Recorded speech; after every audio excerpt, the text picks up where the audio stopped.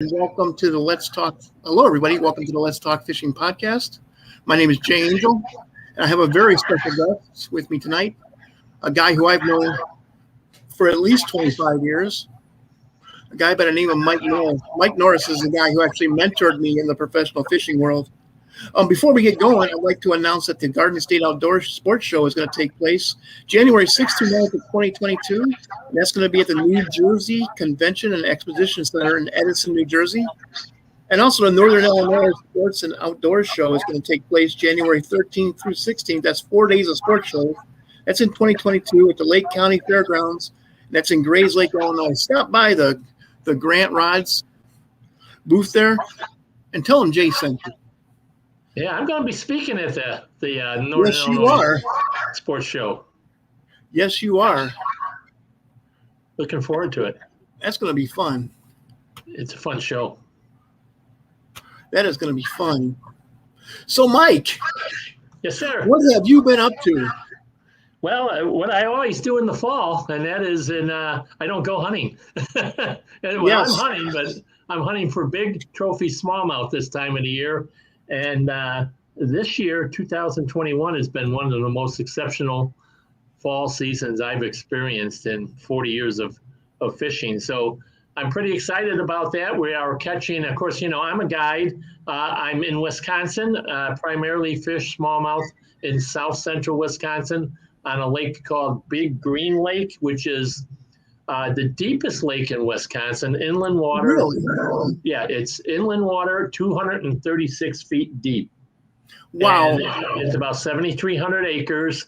It's got a tremendous population of smallmouth bass, largemouth bass, underfished, walleye, northern pike, of course, muskies, lake trout, because it's so deep, and all your panfish species. So it's really a pleasure to have opportunities to guide on this lake and have customers up here, because we really have a great time fishing.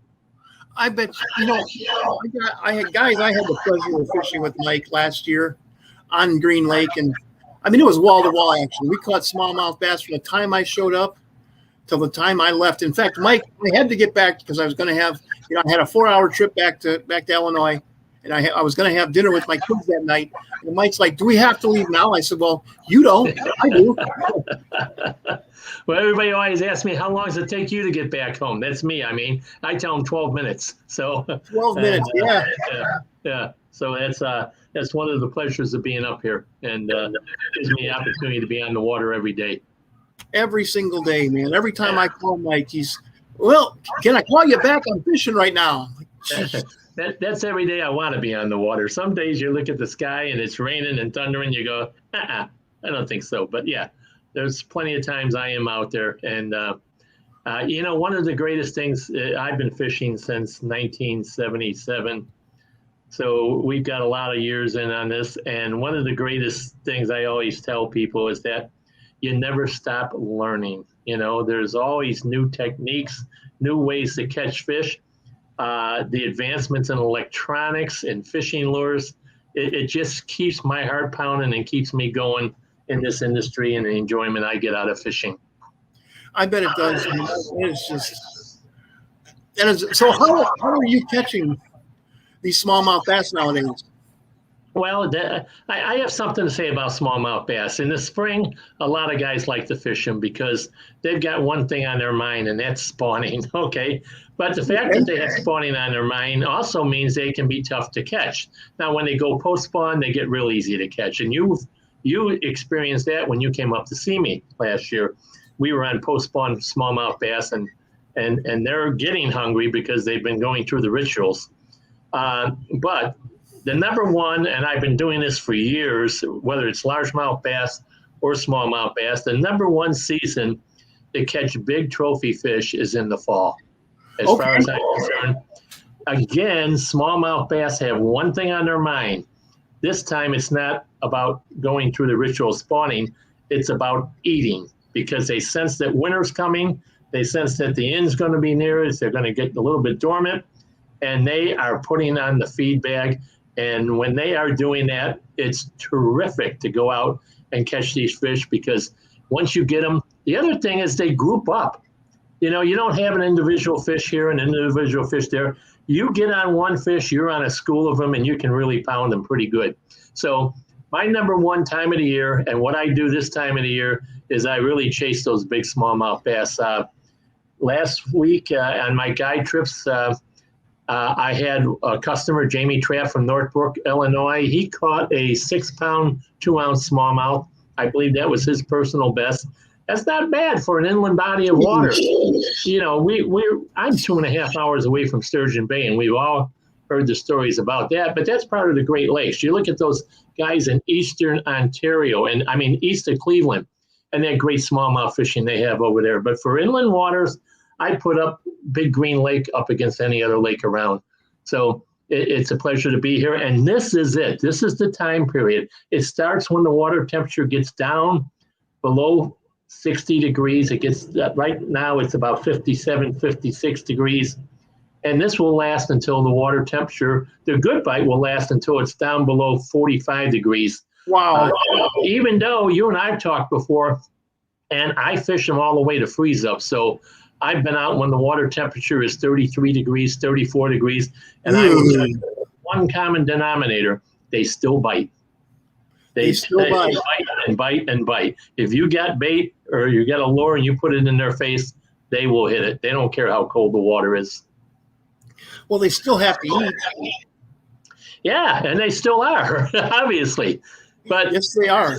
Yeah, but early in the fall season, when they're scattered more, okay, when they haven't grouped up like this, I really like to go chase them with baits that are reaction baits, okay, and lures. And we all call these things baits, but they're actually lures, you know. And so you asked me what I'm using this time of the year. When the water gets down below 70 degrees, it's a great time to start throwing an Alabama rig. Guys do it down south for largemouth bass. They sure do. They do it up here north here for smallmouth bass. Wisconsin's very unique. They haven't banned Alabama rig fishing, but they have limited it to 3 hooks. So you can have one rod with 3 hooks in Wisconsin. And of course, we all know, and I'll show you for your folks who are going, what's an Alabama rig? It's this thing right here, okay? It's a wire device that you can connect 5 baits to. Here's the 5th bait here in the center arm. Well, in Wisconsin, you have to use a product by owner called the hitcher or hitch. And all it is it's a screw lock that connects to your arm, and you can place a plastic bait on there, but you may notice there's no hook, okay? Ooh. So 2 of my arms have dummy baits on them with no hooks. The middle arm has a lure with a hook, okay, as do the bottom 2 ones. And you can see that there. You can see the hook there and the hook there. So I'm legal now in Wisconsin fishing an Alabama rig with 3 hooks, which I'm allowed to on 1 rod. I always take the hooks and I put them on the bottom of the rig because these fish tend to chase it and they tend to swing up and hit the baits. Will I get some baits that hit the dummies, some bass that hit the dummies? Yeah, occasionally I will. But most of the time the bass come up from underneath and they come up and they grab the bait. So my hook baits are the 2 bottom arms wires and the center wire. And then I also usually put a little chartreuse paint color on the tail. Sure. These are Kitex, by the way. All Kitech baits that I'm using. This is electric blue shad, I believe. It's a good color in clear water. So this bait is a reaction bait. When bass see this thing come by, you got 8 willow leaves, 5 Kitech lures swimming, and they're going to want to go chase this thing and hit it and find out what it's all about. So it's a great bait that you can throw out, a great lure you can throw out a great distance, and you reel it in. And how you do this is you count it down. Let's say I'm in 20 feet of water, okay? This is got a little heavier weight here, so it sinks pretty good. So you count it down, and once it goes to the bottom, let's say it takes 17 counts to get to the bottom. Well, once it does that, you want to stop the next time at 16 or 15. So you want it within a foot or 2 feet of the bottom, and then you slowly retrieve it back, and it's giving all that flash off, and the lures are working for you with the paddle tails, and these fish will come up and they'll whack it, and they'll whack it really hard. There's nothing soft about the bite when you're using an Alabama rig. They whack it, and they whack it pretty good. So great bait. When the water temperature is down below 70 degrees, you can cover a lot of water. Where do I throw it? Outside edges of weeds, okay? Okay. Lake, typically our outside edge of the weeds is about 17 feet. So I cast parallel with that edge, and I bring the lure back. Down south, guys, they plant Christmas trees, right? They throw and brush. They got their brush piles and that. Up north, we have cribs. You've seen them. They're 4x4s stacked together. They're 8 feet high by 8 feet wide. And using your electronics, if you can find the cribs, you will always find bass around the cribs, along with panfish, and that's why the bass are there. So I like to throw them. I like to locate cribs on my electronics, and I like to throw the A-rig past the crib, not into the crib, because you don't want to lose these. They're expensive, to say the least. Very expensive, yeah. Yes, they are. This is a Shane's bait. This isn't too bad. This A-rig or Alabama rig costs about $19.95. Your hog farmers, they go around $27, $28. Then you've got your Yum Juniors, which is, I think it's in the area of maybe $12 or something like that. That's made by Yum, obviously. That's another one. Doesn't have all the flash that these lures have, the Shane baits and the hog farmers. So some guys, if they're an economy guy, they're going to fish the Yum Junior. If you're going the full route, you're going to go with a hog farmer. The more money you spend, obviously, the better the quality of the lure. So it's an individual's choice on what they're going to use. But it's very important because you're throwing this rig and it's heavy. One of the things you got to have is a rod that'll throw it, right? Yes. And you want to throw it some distance. And you want to be able to set the hook.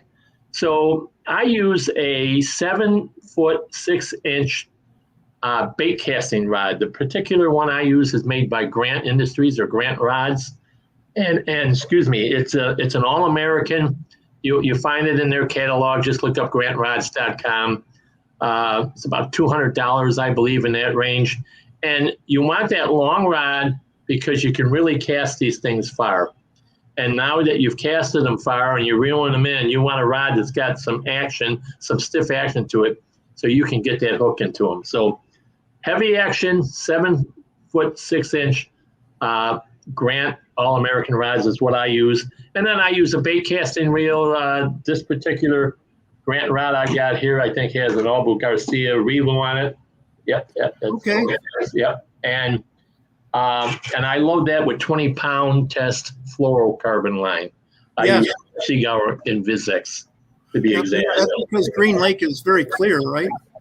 Yes, it is. Yes, it's very, very clear, especially in the fall. This time of the year, I can see down. Right now, I'm seeing 15 to 20 feet down real easy. So on calmer days, on windier days, not so.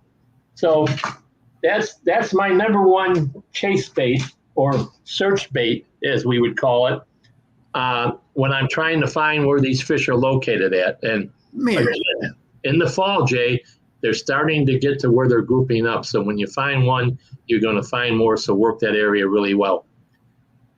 Man, that thing, that has got to just look like a whole school of bait fish swimming through. It does. That's exactly what it looks like. And I think what guys, what I see is I watch guys throw these rigs. You want to burn it because you're thinking of a spinnerbait and you're burning the spinnerbait. But there's so much leverage in this lure because of the lures you have on there and the spinners that it's going to rise, okay, on you. Yes. So I like to use a 6.3 reel, a slower reel, and I like to just slowly and methodically reel it. every once in a while, I'll stop the reel, pause it, then I'll make the blade stop, and then start the reel again. So it looks like, you know how bait fish, you see them in the water, they're swimming one way, and all of a sudden they go and they move that way, and then they move that way, you know. So Yeah. you want to give it some action, and hang on. I mean, you know, they will come. So once you've got them, another area is I look for rock piles too. If you got underwater rock piles, you know where that's gold, absolute gold. But if I'm fishing rock piles and I found some and I know there's fish there, I might follow up or have the guy in the back follow up with a tube bait. That's my second favorite bait in the fall, lure, I should say, in the fall. And that's I use a 2 3/4-inch tube. Mine's made by Howie's Tackle. Howie's Tackle, okay. Yeah, nothing fancy about it. This is the tube I look. I'm not even sure what color they call this. It's sort of probably looks like green pumpkin. Well, it's a light sandy color. But I need to tell you, I'm really excited because Berkley just released their max scent tubes. Okay, and this is a new product by Berkley, and everybody knows how good max scent Berkley lures are. So this product just coming out. This happens to be green goby. Okay, and I think this is going to be a fun tube to throw, and I'm looking forward to using this. So those are my two basic lures that I use when the water temperature gets down below 60 degrees or 70 degrees, excuse me. And then as we get down where we get into the 50s, eventually there comes a time when these lures, they sort of fade out, okay? One of the reasons is you've had a turnover, which is the mixing of the water, and the fish are going deeper, okay? And I mean as deep as 35, sometimes 45, 50 feet deep. And when that happens, I really need to slow it down. And the water temperature now is below 55 degrees. It's getting into the 50 degree, 45 to 50 degree range. And I start looking for using live bait, okay? And I'm a guide and I've got to produce, and you know what? You can't beat that when the water is really cold. You can't beat a live bait presentation. Typically, I'll use a 3 or 4 inch long sucker minnow. Okay. Chubs, if you can get your hands on some red tail or black tail chubs, even better. But I live rig them, just sort of like on a Lindy rig, and I get them out there in that deep water. I actually use my electronics to locate the fish first. I'm one of these guys that doesn't just go fishing. He goes sightseeing, and then as he finds fish, then he turns around and fishes them when they're deep like that, especially. So at that time period, I start going on live bait fishing, and that lets me fish. For example, last year, I'm up north, so our lakes do freeze. But last year, I was able to fish Big Green Lake all the way up into January 13th of this year in open water before I couldn't get on the water anymore, and I was still catching smallies. And then in April, when the ice came off, those smallies were in the same spot. I left them back in January. So I know their wintering areas, and finding their wintering areas is a lot easier than trying to locate them when you got weed growth and they're hiding around weeds and stuff like that. Make sense? That makes a lot of sense. Good. I remember I used to follow the saugers all year long. Man, if there wasn't ice on the Illinois River, I was out there and I knew exactly where they were going to be. Yeah, exactly. March, yeah. Yes. They were going to be the last place I caught them in February. Exactly right. And that's what happens with smallmouth bass. I'll lose them in mid-January to ice fishing. Personally, everybody says, well, do you catch them while I'm ice fishing? The answer to that is no. Once I go ice fishing, I really tend to swing over the walleye and panfish. And, and then Florida and redfish and all that good stuff. I might even do some tarpon fishing this year. Well, I love those redfills. Yes, who doesn't? Amen. Man. Yeah. It's a lot of fun. So you're going to be at the Northern Illinois Sports Show. Yeah, I will. That's coming up in January 13th through the 16th. That's in Grace Lake. It's at the Lake County Fairground in Grace Lake, Illinois. Great venue. The fairground is a new building, so it's modern Very, very nice place. Plenty of parking. Parking is free. And we're looking forward to the show. I'll be doing seminars there. I'm going to talk about, it sounds like an old title, but it's called Tips and Tricks to Improving Your Catch, because there are so many little things that make a difference in the person who's catching fish and the person that isn't. And you've seen it in the same boat where one guy's catching fish and one guy isn't catching fish, yet they're throwing the same lure. But rod action, line, speed, the gear ratio of your reel, all kinds of stuff can make a difference. And we're going to talk about those little things that are easy to adjust to and make that will help you improve your fishing throughout the year. Mike, I'm starting to see trends here. When I talked to Dwayne Brower, he wanted to talk the same things. He talked for almost 45 minutes about little things. Yeah. Just like you're talking about, But he went so far to say, you have to have the right kind of rain gear. Absolutely. You have to be dressed appropriately for the weather. You have, there's just so many little things like most people don't think about gear ratios. Yeah. I absolutely. You're absolutely. That's all part of it. And I've even gone back and pulled out of something that I did many years ago at seminars, which is a fishing calendar. And it's my personal calendar that I created because, you know what? I used to sit there and I'd hear about a bite. And by the time you hear about it, it's too late. Okay? Yes. You get excited. The next weekend you're going to this lake because you hear they're catching them. And you get there. And what does everybody tell you? Should have been there last week, right? Yeah. So I started creating calendars of all these great bites because they really are predicated on water temperature and time of year, and whether it's a shallow lake, whether it's a deep lake. That's all these little factors that make a difference. And it was predicated on the idea that from now on, I'm going to be ahead of the curve instead of behind the curve.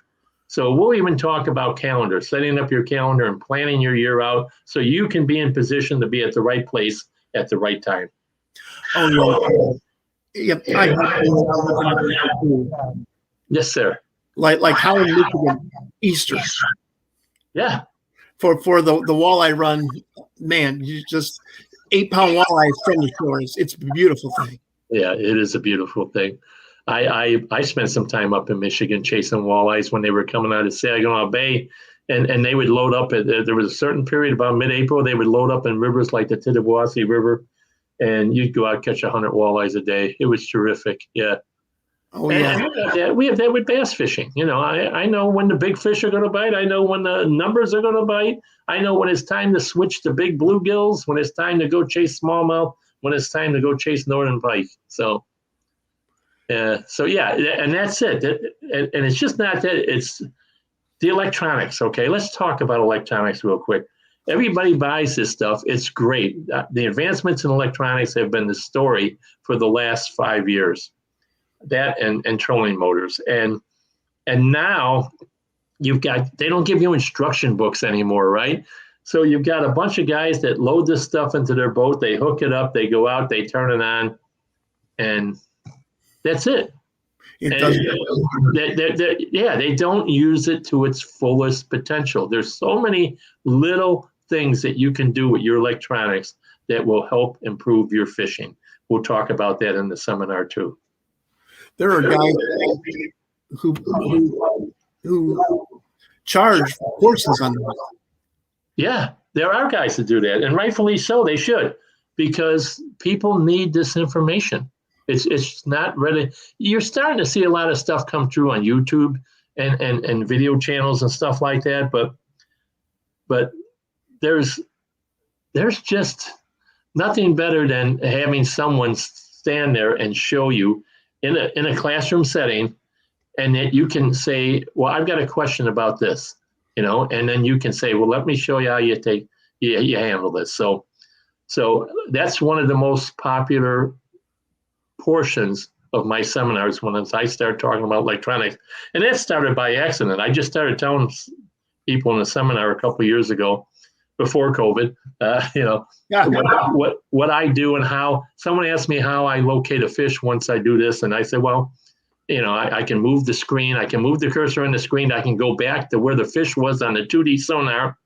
I can put my finger there. Then I can hit a waypoint, name the waypoint, and my trolling motor will turn around automatically and go right to that spot. Wow. Yeah. So, yeah, stuff like that. It's just amazing. Wow. And Humminbird, for example, on their Minn Kota trolling motors, when you're on Humminbird and you hit go to and your trolling motor turns by itself and starts bringing you towards that spot, it beeps when you're 40 feet away. Sorry. That's okay. It beeps. It, Your Humminbird unit will beep when you're 40 feet away to let you know, stop now, you're within casting distance. Wow. Yeah, pretty neat stuff. So that's why a lot of people have three different brands of electronics in their boats now. Yeah, I run 2 different brands myself. But there are guys running 3 different brands. Jacob Wheeler is one of the most famous. Not one of them, the hottest angler in the world right now. So God bless him. Indiana boy. How about that, huh? Indiana boy. Yeah. Right across the border from your old stomping grounds. Yeah, well, I lived in Indiana for years too. Oh, you did? Okay, where at? Yeah. Oh, great town. Yeah. St. Joe River went right through there. Steelhead, smallmouth bass, walleyes. And a lot of small inland water natural lakes that were underlooked, to say the least. I spent most of my time in Michigan. We've discussed that, Diamond Lake and Slinger Lake. I'm very familiar with it because I grew up in the south side of Chicago, and I used to swing over to Michigan every weekend and fish. And Diamond Lake was one of the lakes, sister lakes. Diamond Lake. I'm trying to think. There's another. No, there's Slinger Lake. Painter Lake chain. Yeah, absolutely. Yep. Lake Tempe. Yeah. And then when you go north of there, you're in heaven. Especially when you get up around what I call the KVD area of Grand Traverse Bay for smallmouth. Oh, so yeah. Up there, if you go a little further inland, you got Houghton Lake, which is great stuff. Gin clear. I think Green Lake's clear. You get out to those lakes, you're talking really clear. So we're very fortunate over here in the Wisconsin side because we do have Sturgeon Bay. An old friend of mine passed away, Tony Porncaso, once told me. This was back many years ago, probably in the 80s. And he said to me, looked at me in the eye, he said, the last bastion of great fishing will be the Great Lakes. And he was right on, because that's where it's happening now. And we think, well, everybody knows all the spots now, but they don't, because the North Shore of Lake Superior, I'm telling you, is untouched, and it's full of islands. And for guys who are like I was many years and want to go out and hunt fish and experiment and locate areas that isn't crowded, to be the first one there, that's where I'd be heading to right now. Yep, and you got crazy guys like I was when I was 21 years old going out on Lake St. Clair with a 16-foot lund. Yeah. I remember when I was on the walleye tour, the big boats weren't developed yet, and there was guys on the tour going out in boats like that, and I'm thinking, this is not a good deal, And we had one tournament. It was a spring tournament, 8-footers, and I remember I was just so happy that everybody made it in safely. Yeah.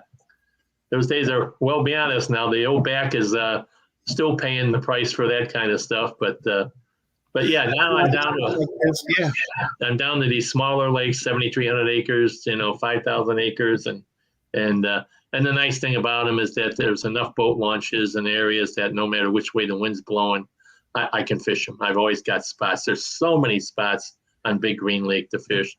It's out of control. So it's a good place to call home now as I age. So that is so.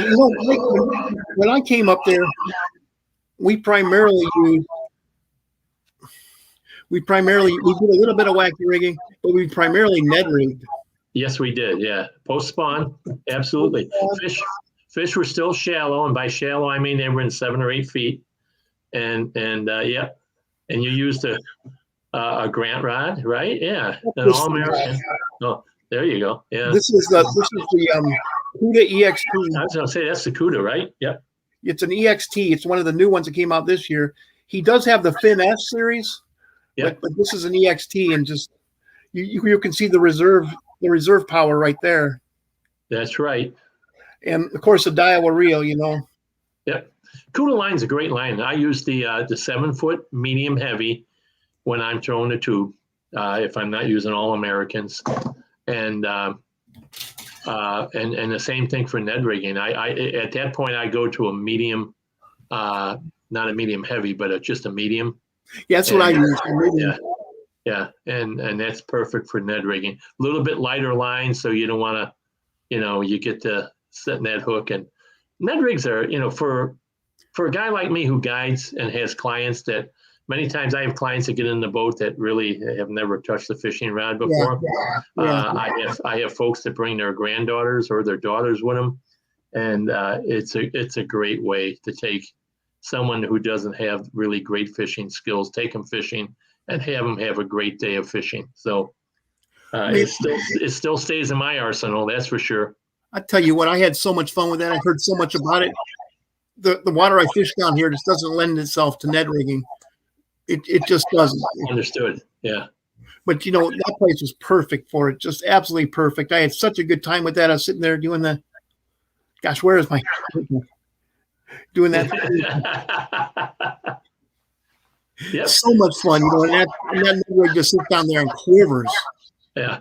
I was impressed because you did it so well, and but then again you had a really great sensitive rod. So yes. I got to give the rod some credit too. So. Well, one thing you taught me about smallmouth bass, I set the hook, then I'm reeling in as fast. You said, no. Next time you get a bite, just let it sit there and do that thing with your hand again. And I did, and that bass came right back. Yeah. We've had guys they've had the bass hit the Ned rig up to 4 times and then still caught them. What they do is they think it's a crayfish, and they think it's in the defensive position, and so. When they grab it and it gets out of their mouth, they just think that the crayfish got out of their mouth, but he's still there. So you know what I'm going to do? I'm going to hit him again. And that's exactly what they do. So that is so much fun. I finally, had to just reel down. And if I feel the weight of the fish, then set the hook.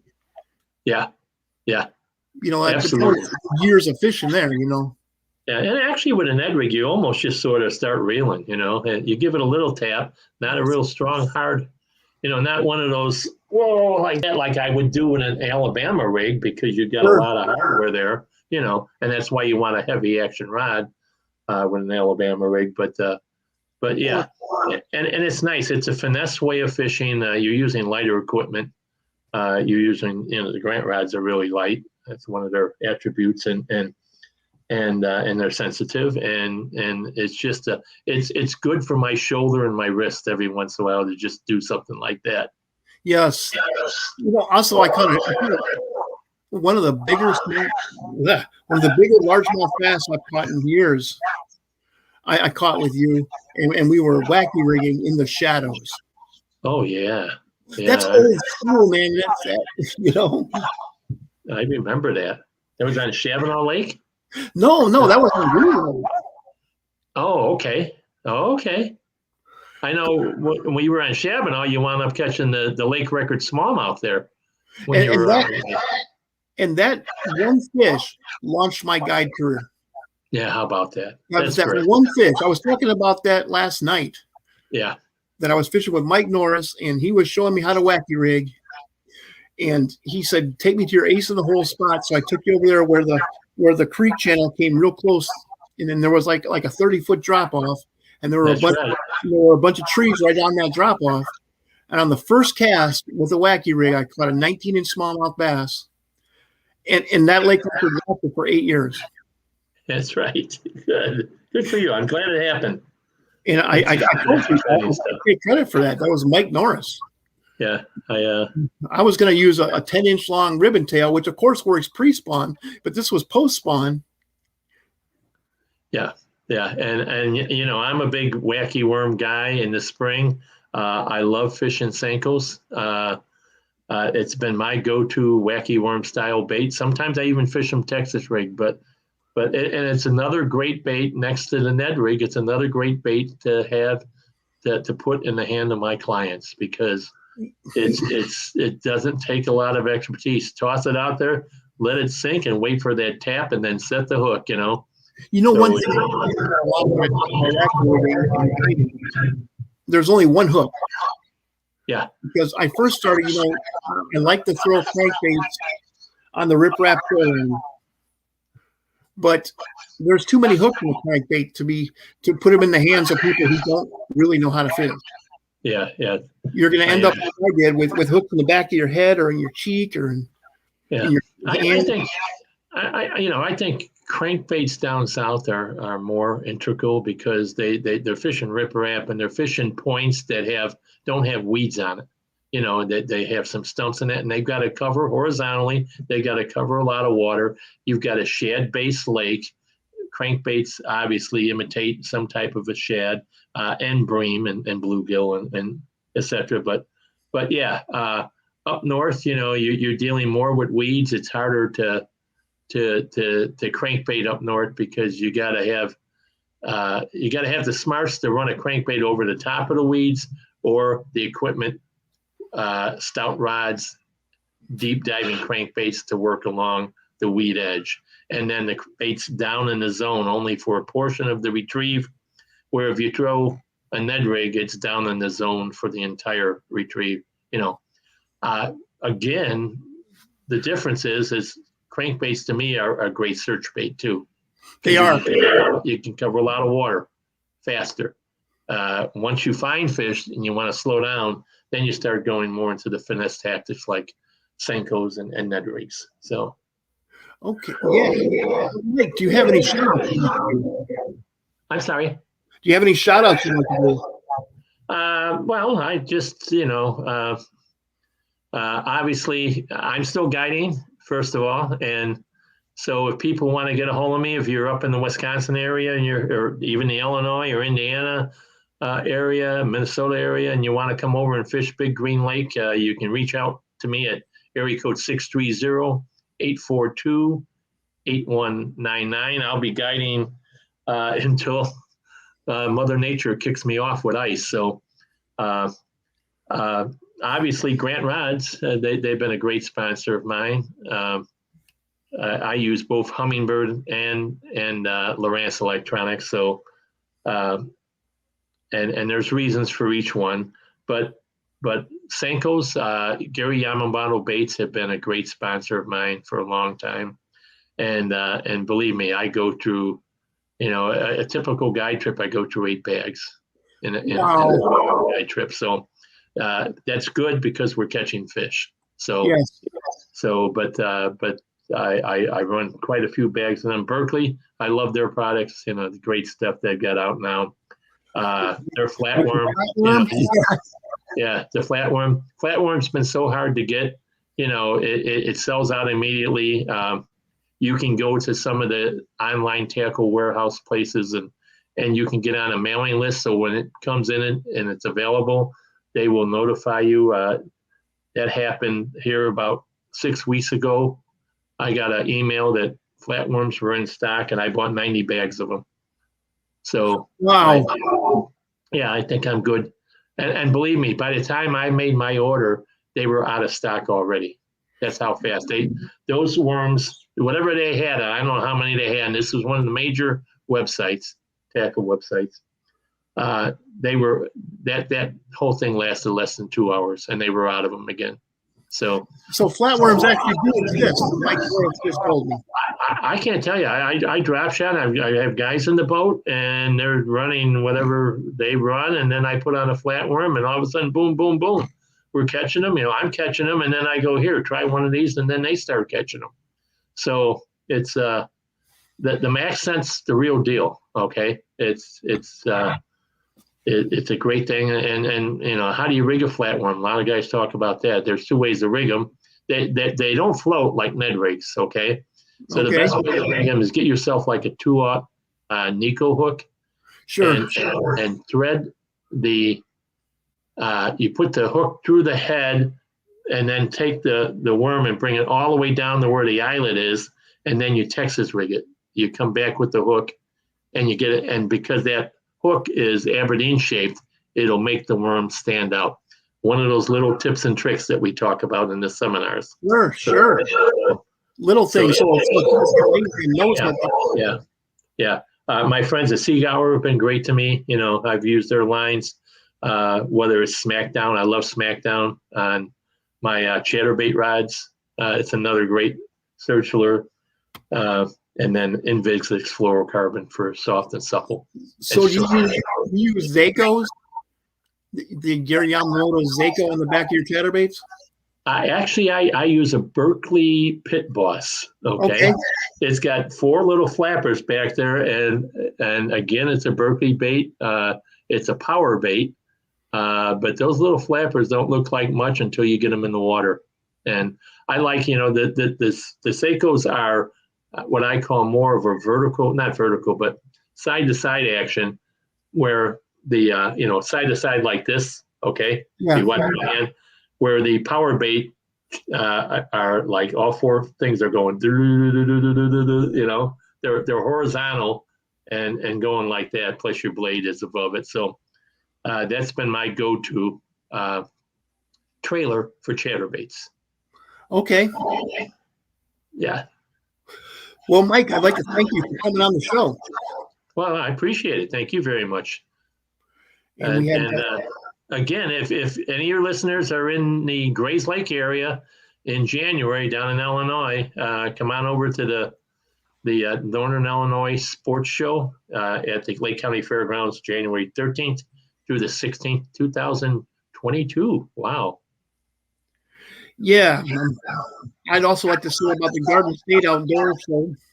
It's going to be January 6th through 9th of 2022 at the New Jersey Convention and Expedition Center in Edison, New Jersey.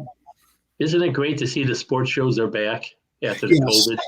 Yeah, God, we've been waiting so long. So looking forward to it. Really looking forward to that too.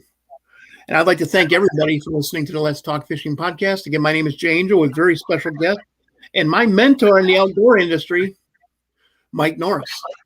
Thank you, Jay. Thanks for having me on. And thank you.